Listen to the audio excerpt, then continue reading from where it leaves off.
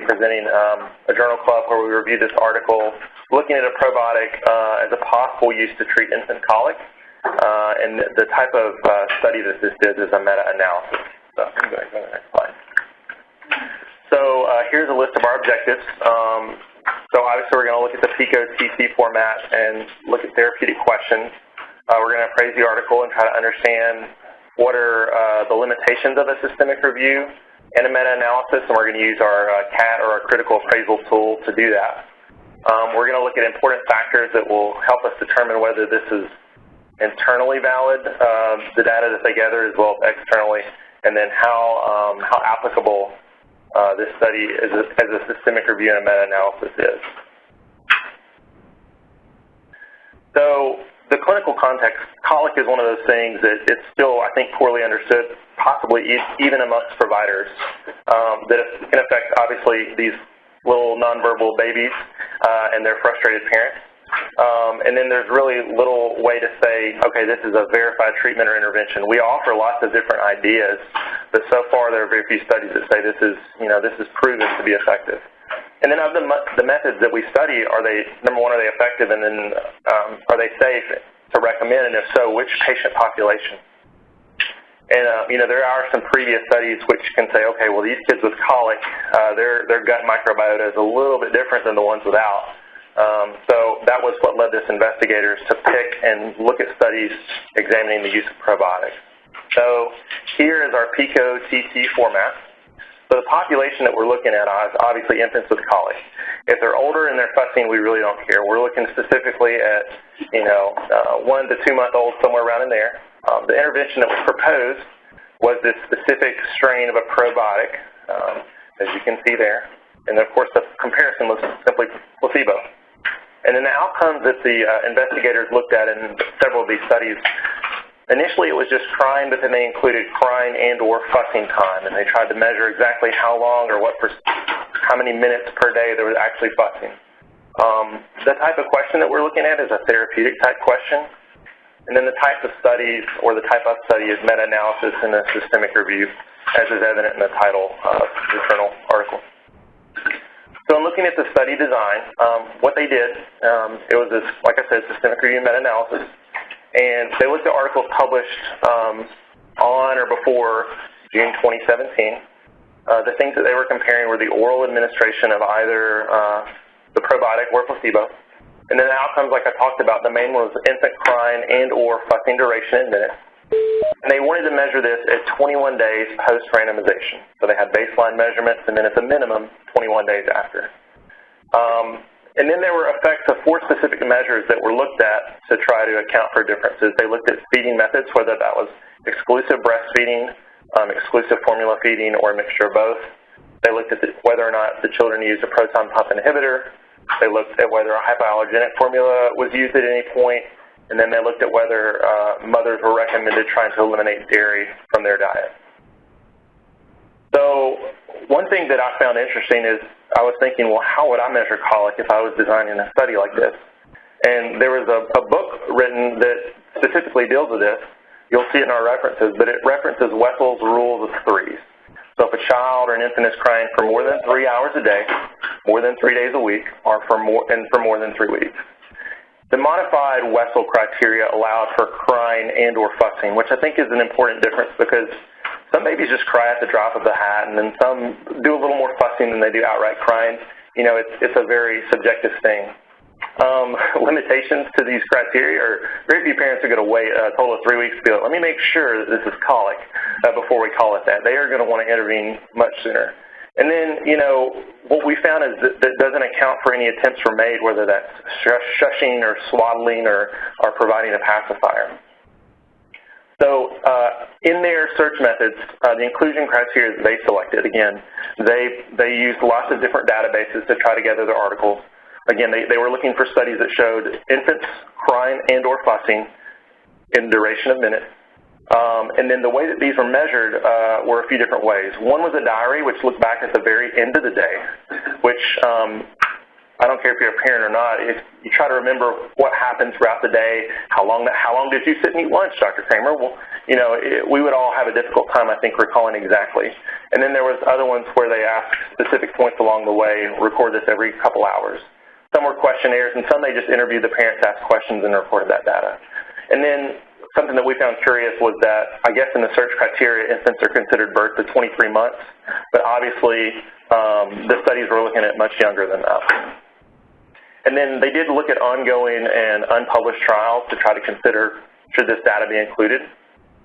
Okay, so some specific exclusion criteria. So like I said, I don't pretend to remember a lot of this from microbiology and whatnot, but they did look at a specific strain. There was a lot of studies that had this mother strain. I guess the daughter strain was a little more specific, and they excluded that from their studies. So they really got down to the nitty-gritty, and they obviously, it would seem, had a commercial interest in mind, thinking we're going to invest in this company that has this specific daughter strain. So how do they collect this? Again, I said they use a lot of online databases, and you can see there's some of their search headings and their subject headings. So colic or crying or irritable mood. They had probiotics or that specific strain there. And then, as you can see listed, they looked at a total of 282 abstracts, 194 screening, and then they removed duplicates from that. They were left with 17 full-text articles, and from that, they only selected 4. One thing that they did in taking all of the different, after they got those studies, those 4 studies, they went back and spoke specifically with the researchers to gather both the raw data and just see if there was anything perhaps left out. So what this individual participant data meta-analysis, that IPDMA that you'll see referenced here, what they try to do is they try to take all the raw data, so not only the articles, but some of the raw data from that, and then they use that again to try to create a sufficient amount of power. They looked and said we need at least 120. As you'll see soon, they ended up with, let's see, 345 infants. And this allowed them to look at, go back one more time, sorry. No, you're fine. To look at, do subgroup analysis, and then hopefully overcome some biases that might arise, and at least give us an opportunity to examine those biases. Okay. So again, there were 4 different trials, 345 infants that were either breastfed or formula fed. There was one trial in Italy that only examined breastfed infants, and you'll see that in Table 1. And then they also had maternal dairy elimination. And then in Canada, it was breastfeeding exclusively. And then they looked at the median age of infants, and we'll see, let's see. Okay, go ahead and go to the next slide, and we'll look at Table 1, I think. Yeah, so you can see here from Table 1, they looked at the median age in weeks. As you can see, the IPDMA, or the overall, the 345 infants, lists the median age at 5.9 weeks, so like a month and a half, right? But one of them looked at exclusively closer to a month old, and then the Australia trial was looking at kids almost 2 months old. You can also see there that some of the trials looked at family history of atopy. They considered whether the child was born via cesarean section or a spontaneous vaginal delivery, but not all of those trials accounted for that. And then here is a slide where it shows, again, there were all these variables that they considered, but as you can see in that first column, there's only one that had a lot of information, and that was looking at, they actually got stool samples, looking at what grew out of the fecal samples. They did calprotectin levels. They looked at the family. They looked at whether or not moms were depressed. They looked at whether or not they smoked. Lots of really interesting things that you would think might play a factor into whether a child has colic or not. If you'll click a couple times, you can see that I've just highlighted where antibiotic use or prior antibiotic use was excluded, wasn't an issue in any of those. And so you're really left with infant crying duration, how they were fed, how old they were when they were enrolled, and then the sex of the child, which really isn't a whole lot of variables to be considering when you think about what possibly goes into colic.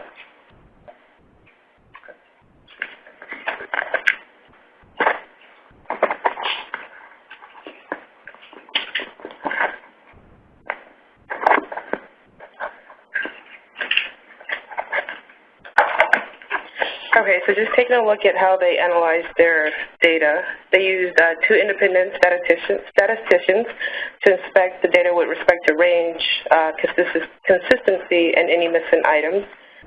They used a multi-level generalized linear mixed effects regression model, which is just a statistical tool they used to analyze the group data. And all the included studies excluded infants with a history of antibiotic use, as Henry mentioned, and this is how they were able to control for antibiotic use.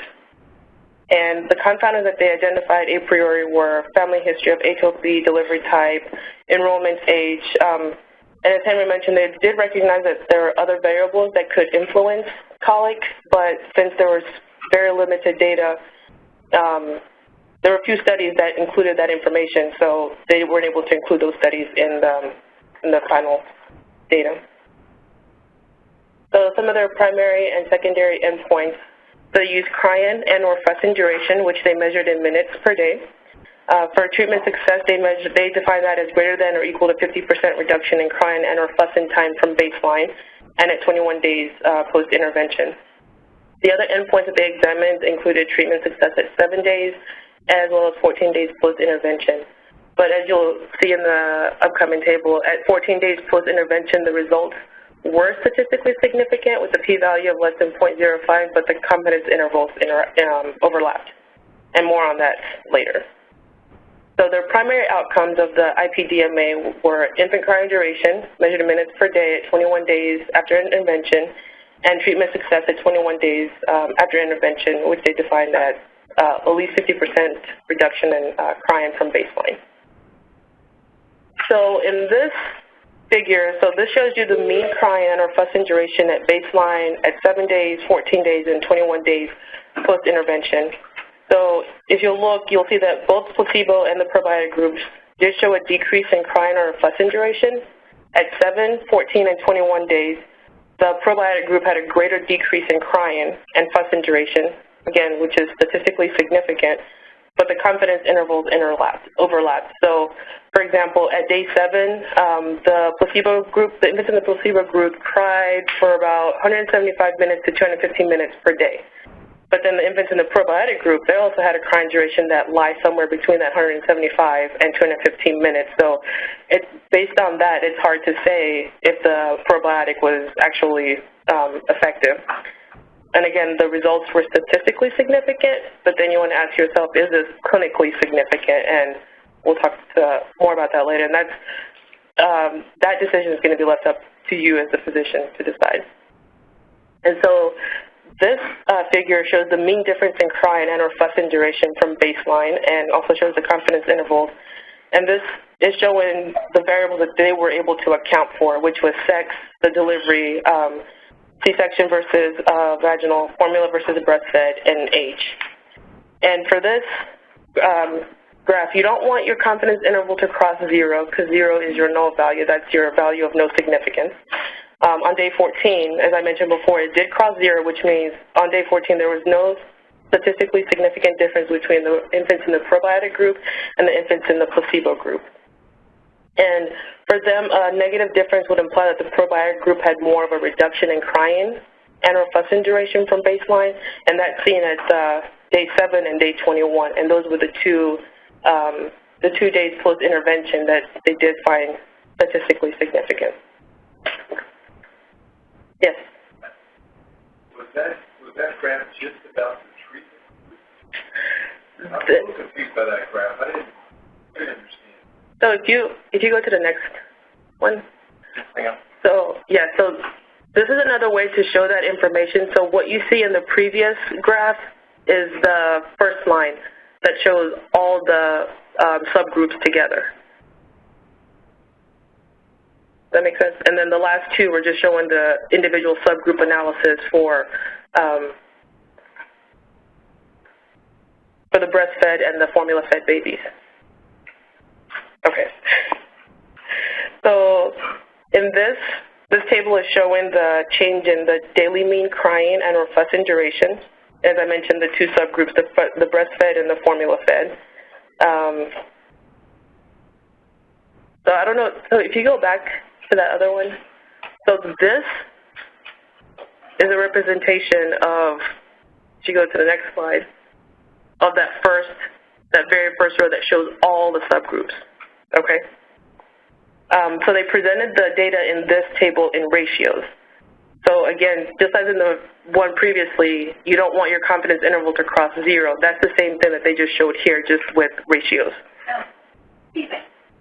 The main difference then, okay.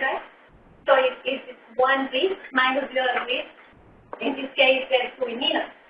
So 200 minutes minus 210 minutes, so that they have 40 minutes in between, right? So they have this graph before the, like in day 14, it goes to +2 hours, and it just touched the minus, right? Because you have, 5 minus 5, 0. 0 is a null value because it means sequence. Right? So in day 14, if you look at the table, the confidence interval is going to in the positive area too, versus day 7 and day 21 is all not touching the 0 value, right? So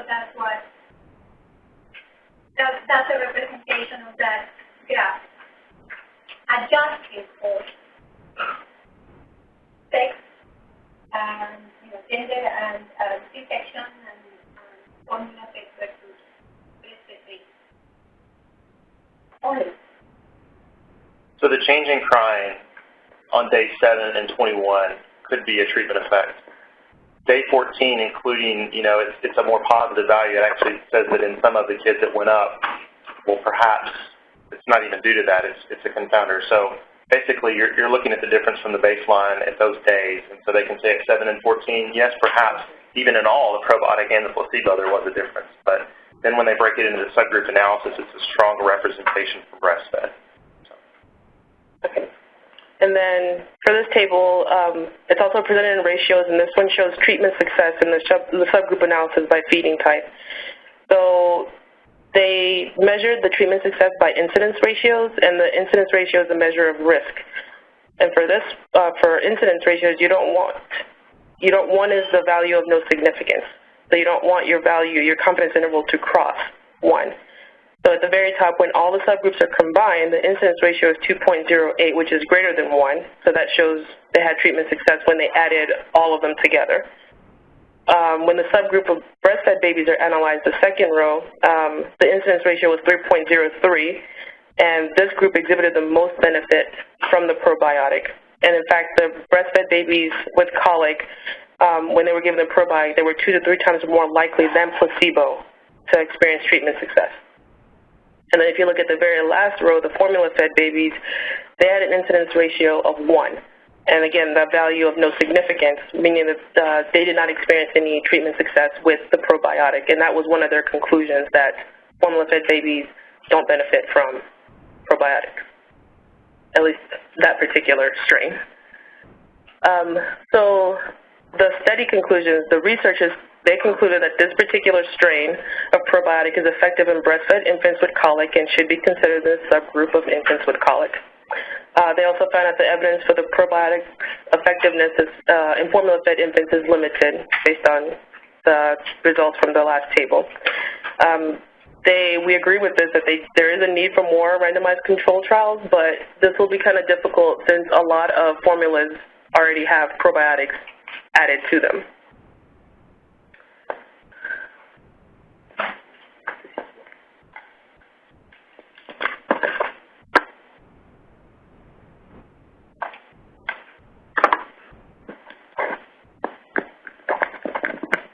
And we'll open up the phone lines at the end and give Dr. Hart, if he's on, a chance to speak to this, because there is a lot of, if you just go to the store and look on the shelf, there's a lot of different things being added to formulas that it's difficult to keep up with, but I think it's important whether you're a primary care physician or otherwise.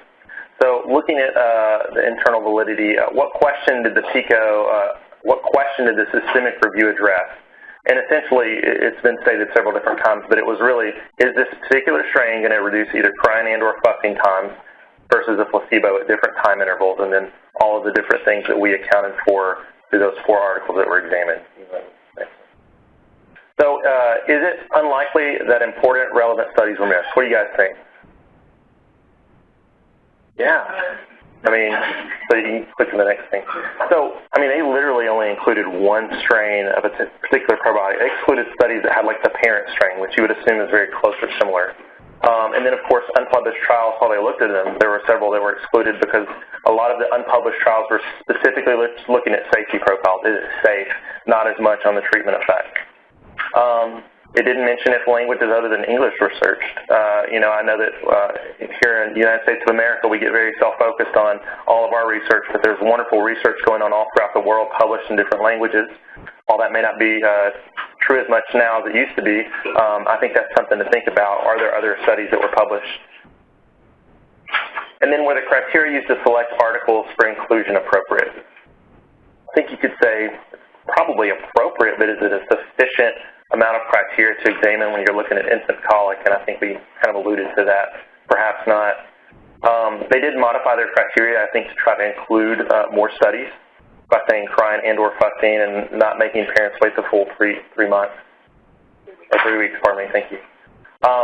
But again, they only had individual participant data available for these selected studies that we examined. I think there were a lot of studies that didn't have that requisite individual data. They just didn't think to ask, does mom or anyone else in the home smoke? Did mom, was she treated for maternal depression? And then, of course, you know, different methods defining colic and measure outcomes. One, like I talked about, use the diaries at the end of the day, asking parents to reflect back and think, okay, what portion of the day did the kids cry?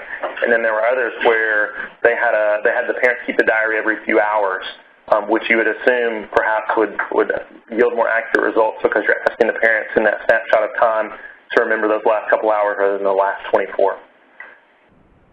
And then, again, which a large percentage of our patient population is formula-fed, that formula-fed only is actually in 2 studies, but there was one where it was just the formula-fed only in the 1 study. So, again, not apples to apples. And again, because of all these, the lack of individual characteristics that were elicited, we weren't able to really report on, they couldn't report on any secondary outcomes. So were the included studies sufficiently valid for the type of question asked?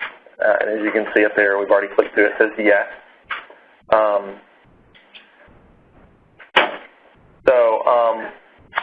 Even amongst those 4 modifiers that they looked at, only feeding type was the one that provided enough heterogeneity to even really be considered, okay, breastfeeding versus bottle feeding versus both. And then a really important point is that one of these studies in Australia was sponsored specifically by some group in the industry. So again, not completely without bias there. But again, we have to remember and remind ourselves that conducting research is expensive, and doctors are often busy treating patients and doing other things. So, you know, writing for grants and all of these things are important, but we have to appreciate and be good clinicians and good journal readers to understand, okay, yes, this company did sponsor this research, but am able to read through it enough, really read it myself and determine is there a bias that affects the outcome. And then what was helpful was that the same probiotic was used, the same company was used, the same dose was used. In fact, even the same placebo was used amongst these, which I think is helpful information because and then were the results similar from study to study? What do you guys think?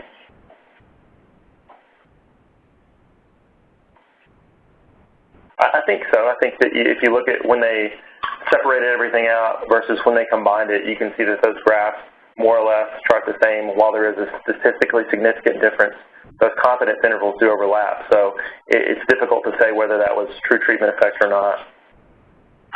There were no baseline differences, particularly between the studies when looking at age of the child, sex of the child, and the other things that we could account for. Again, 3 of the 4 trials had data on delivery type and family history of HC, but 1 did not, so we weren't able to really consider those in the final analysis. And then all the data that they collected specifically from the authors looking at the individual data did match the study, which is not surprising either. Okay. But nobody has anything to say, and I want to argue. She's already at her lunch. She's ready, guys. Go back a little bit. No, I wanna argue this a little bit. back a little bit on the cube and say, can you say these results are similar? I mean, you know, we have one study that evaluated a lot of stuff, and then we have long evaluation of all those outcomes in the other study. You notice that? Anybody read the article?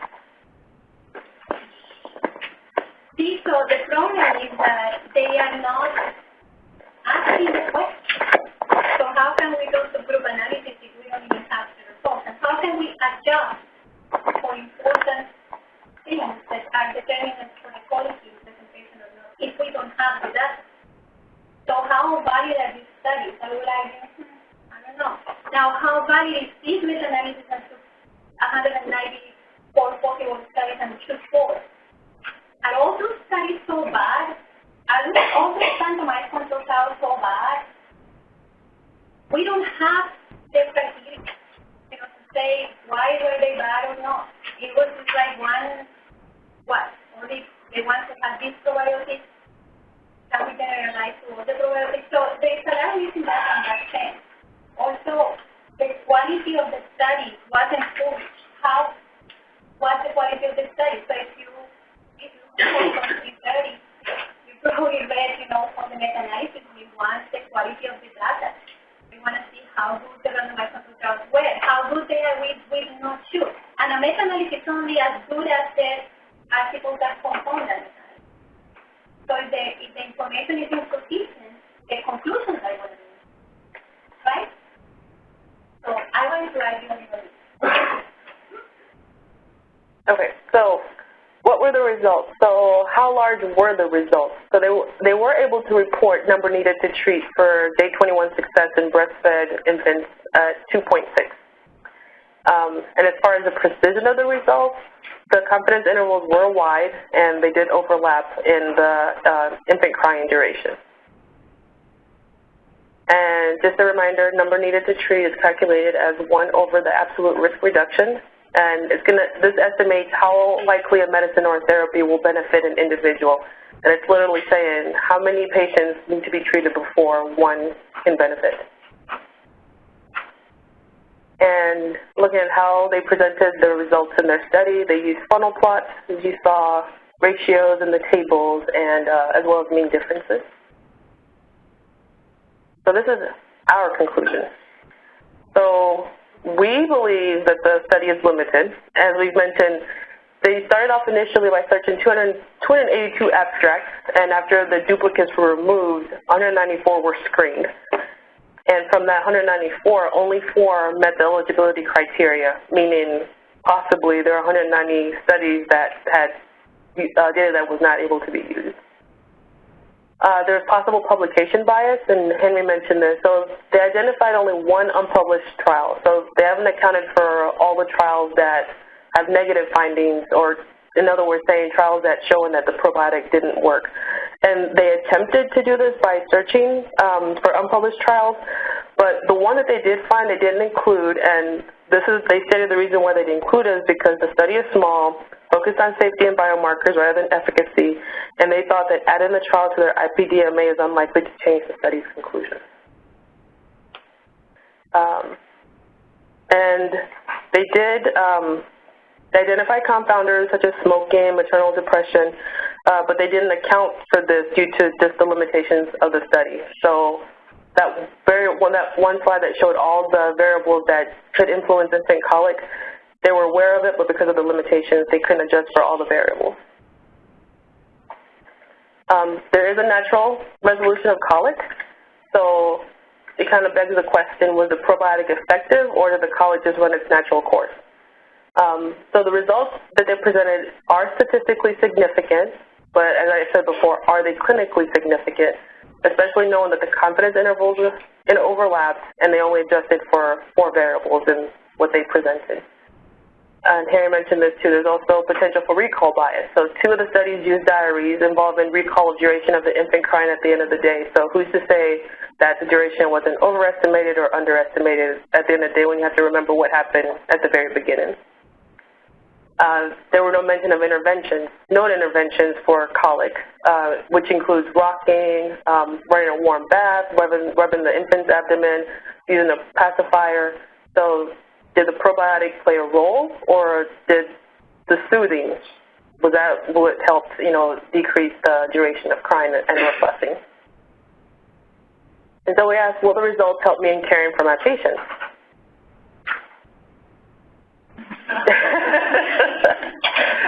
So we don't believe that you can apply the results to your patient care, because if you ask the question, is there a compelling reason why the results should not be generalized to your patient? So all the aforementioned points that we made in the conclusion kind of keeps you from being able to say, yes, I can apply this to my patient population.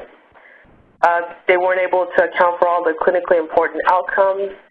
Again, there were confounders that were not accounted for. There were interventions that they didn't make mention of. And are the likely benefits worth the harms and costs? Unlikely. And that's it. Any questions?